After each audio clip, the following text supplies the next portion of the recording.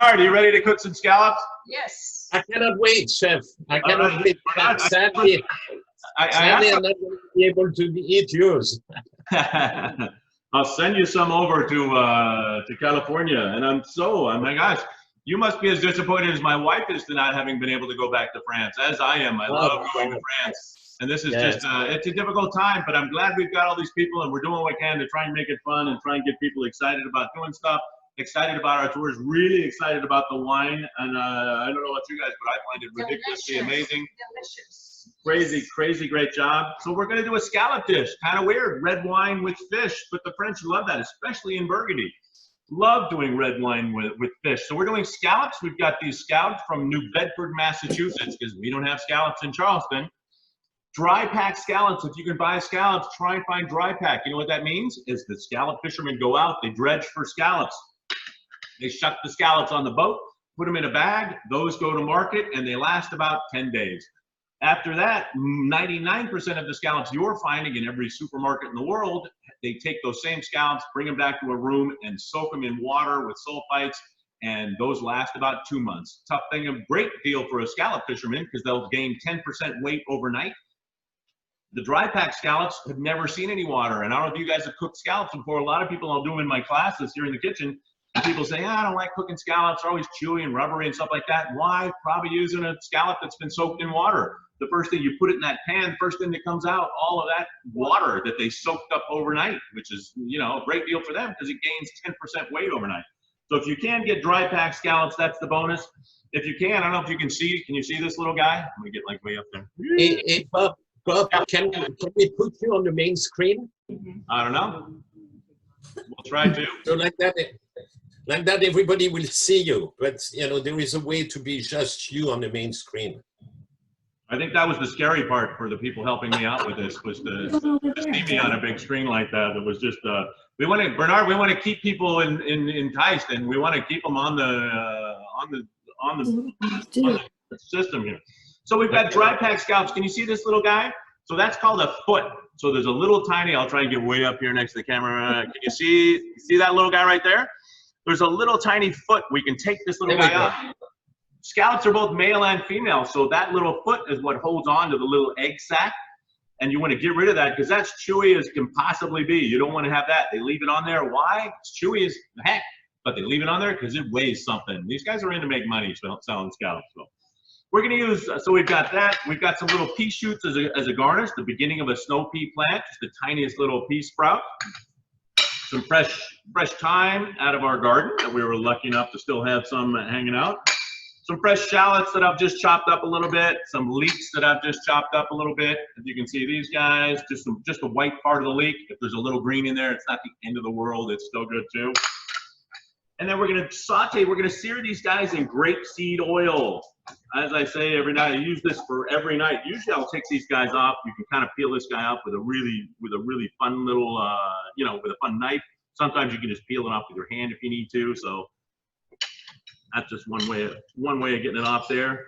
We're gonna salt and pepper these guys. Just a little salt and pepper on top of our scallops. Little fresh ground pepper. Don't use that pepper that your mom gave you that's in a little can from when you moved out of high school into your college apartment.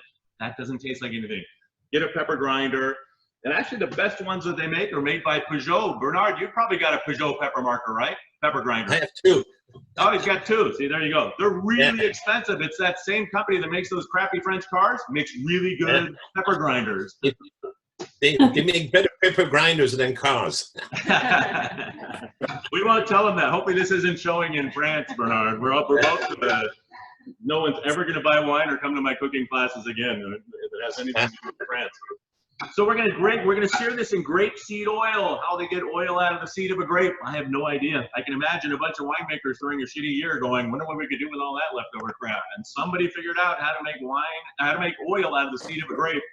You guys sell your grapes seeds? No. I want to buy all of them from now on.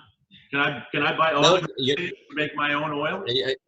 Now you know what we do is all the skin and the seeds. Then we use to do a marc. You know, you go to the distillery to be the cotton. You do the mal de Bourgogne. Yeah, Marc de Corton, which is aged for 7 years in old barrels before it's released. Will it be 7 years when we get to France next year? But every year we make some. I like it. So we're going to get this. If you've done my class before, like I know a bunch of people have that I can see waving at me that have said, oh my gosh, Bob, we're excited about the thing. They know how hot we're going to get, how hot are we going to get the oil? We're going to get it stupid hot, as I like to say in my kitchen. Really, really, really, really hot. And why grapeseed oil has a really high flash point, meaning you can get it stupid hot before it starts breaking down. Second favorite thing about grapeseed oil is it has no flavor. I don't care about that flavor. I don't want avocado or even olive oil, anything. I don't need a flavor. That has all got flavor. I don't need any more flavor out of this.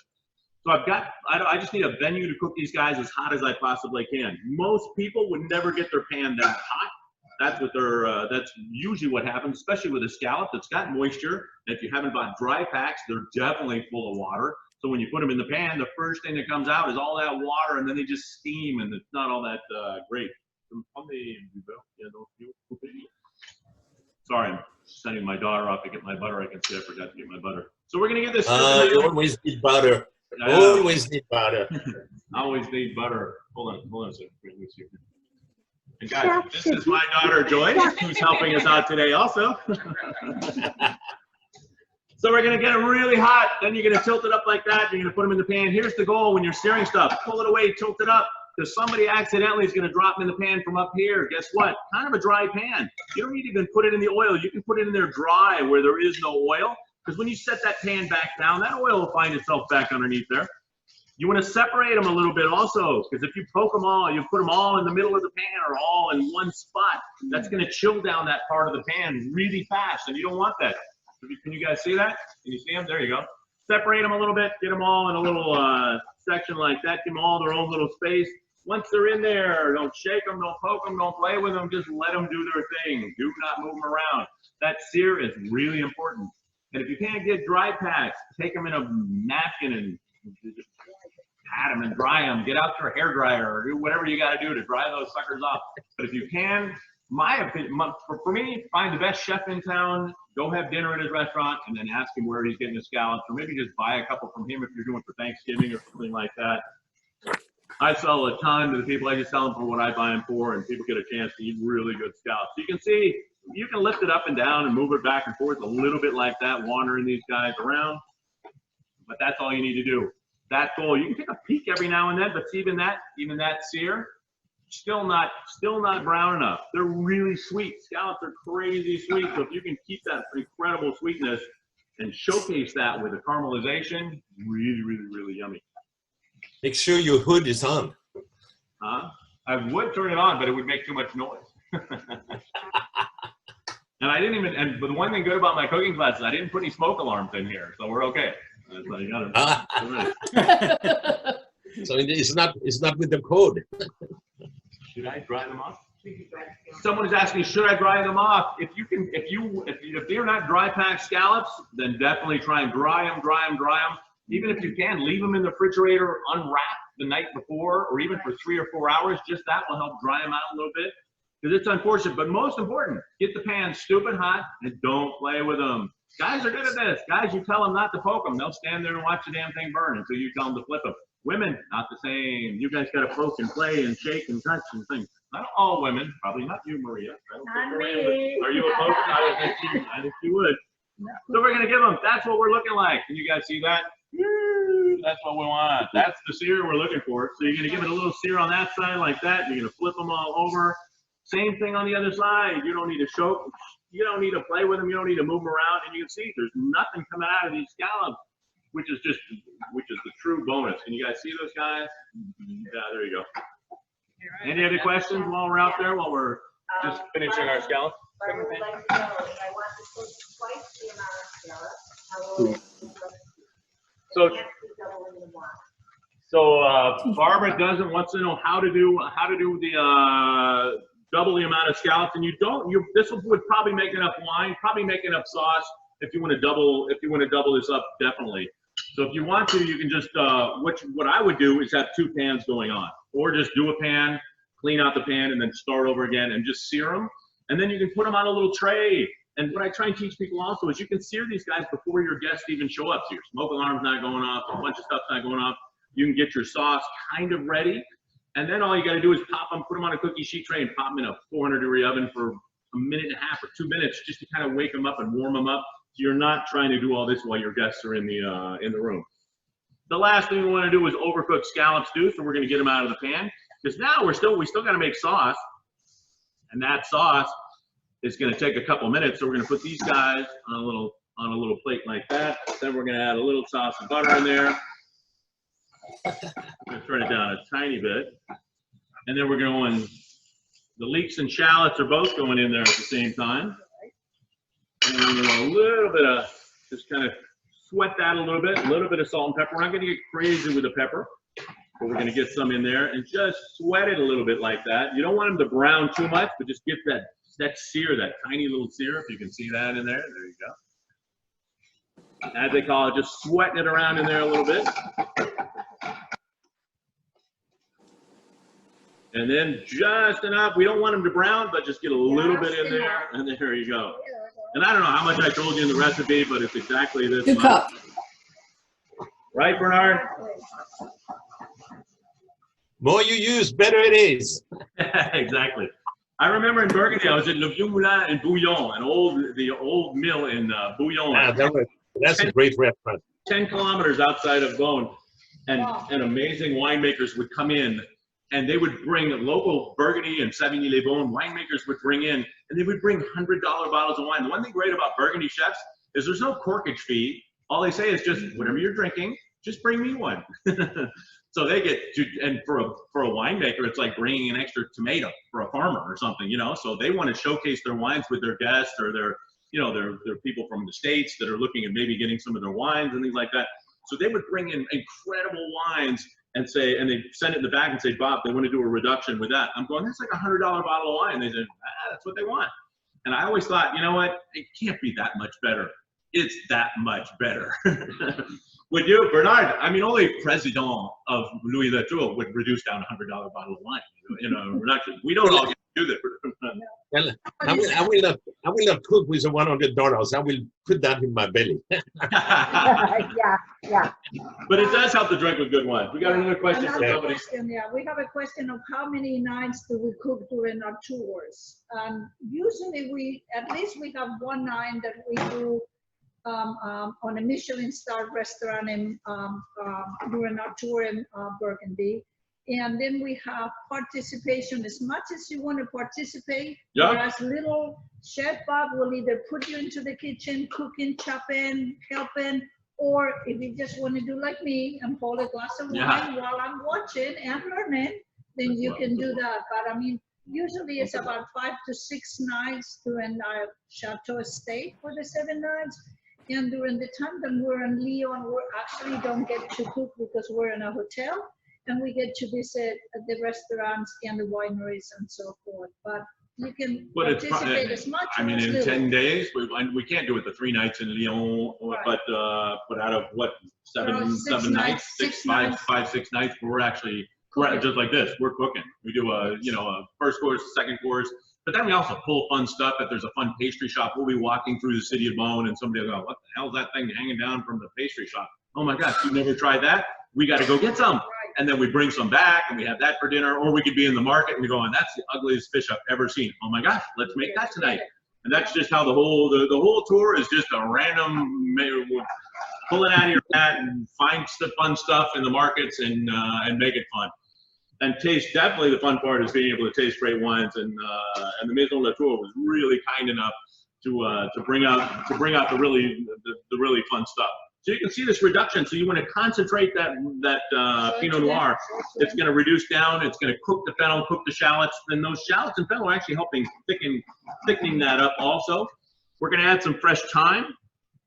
Sometimes you can take a little knife if you wanted to pull these guys off like that, or you can just kind of go against the grain. We're not going to add these too far because I want that fresh thyme flavor there just right at the end. We're about there.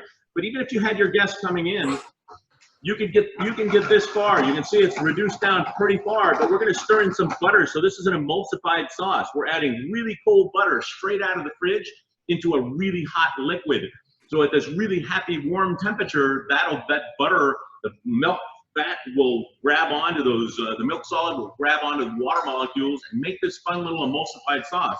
If that goes down too far, it will not emulsify. Don't get me wrong, still tastes pretty good, but it won't look all that sexy.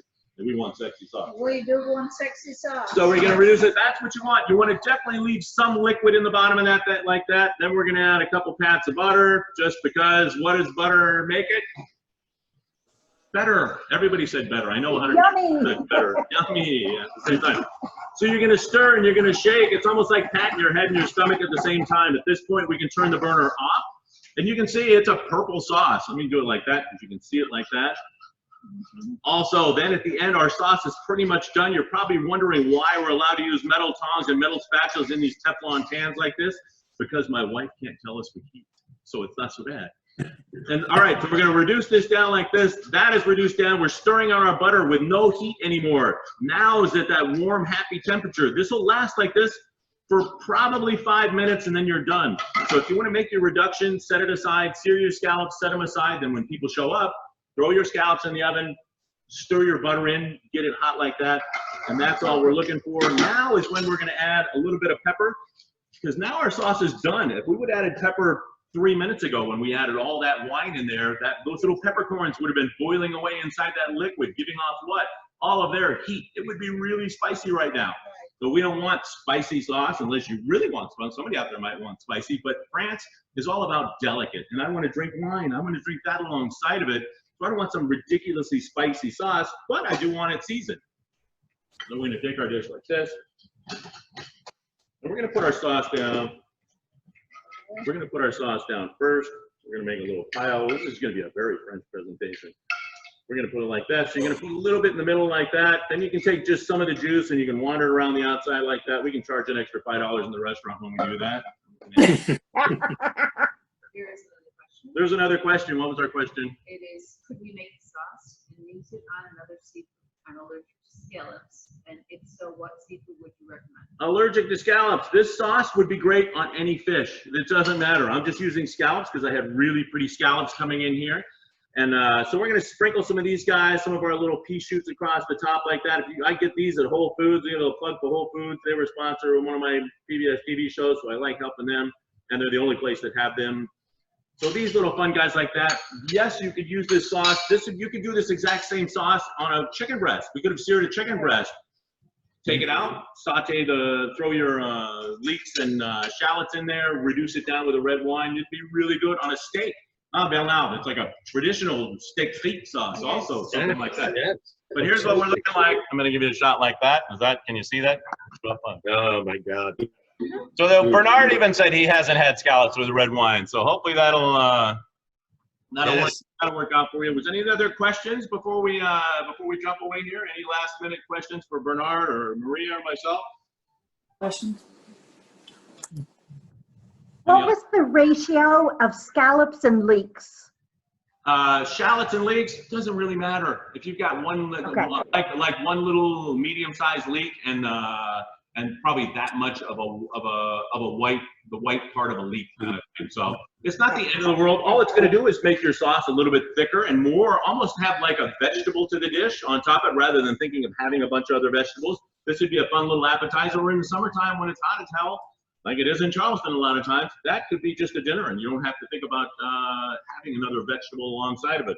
But that paired with a Pinot Noir, one of my favorite things to have in Burgundy, because Burgundy people love cooking with red wine. Is that not true, Bernard?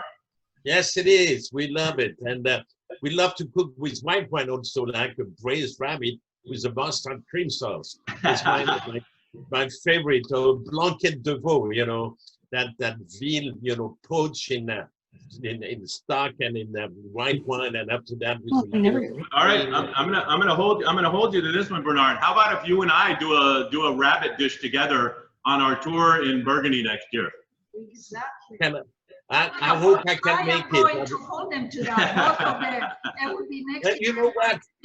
Let me tell you, Bob. You know, at the chateau we have an unbelievable kitchen. I don't know if you saw it, but you know, maybe we can cook together and have the guests, you know, eating in my main dining room, and have an evening at the chateau, Corton Lancet. Nothing would please me and my wonderful guests more. Guys, thank you so much. We're down to our last minute. Bernard, thank you so much. These amazing wines. My Thank you for having pleasure. our incredible wines. We have one more question, I think. No, just remember to, with Premier Tours and Travel, you have a special access and exceptional experiences.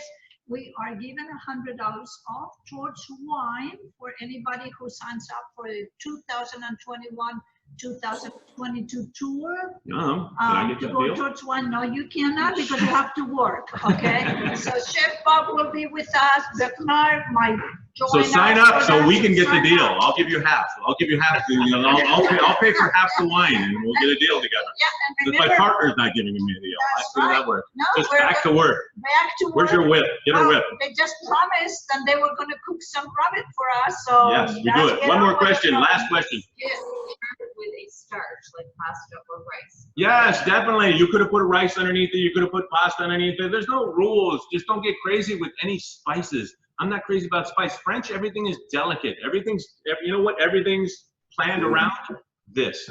Planned around wine and serving wine and enjoying wine with your meal. Something delicate like that. Still a harsh reduction, reduced down, but then you've got really fatty scallops and a little bit of sauce. Not soaked in sauce, but there's a tiny little bit in there. Maria, thank you much for coming today. I know Bernard on a Sunday, thank you so much. And One more thing, I want everybody to come and say hello and goodbye because it's a group effort. In our office, everything is a group effort. exactly. It's Kelly There's with Kelly, us, her Kelly, husband Raul. Where's my this wife is Christine? Raul, Joyce, get over Christine, here. my business partner, and here is, of Christine, course, get in here, Joyce. Christine, Joyce, our which is professional Joyce, photographer.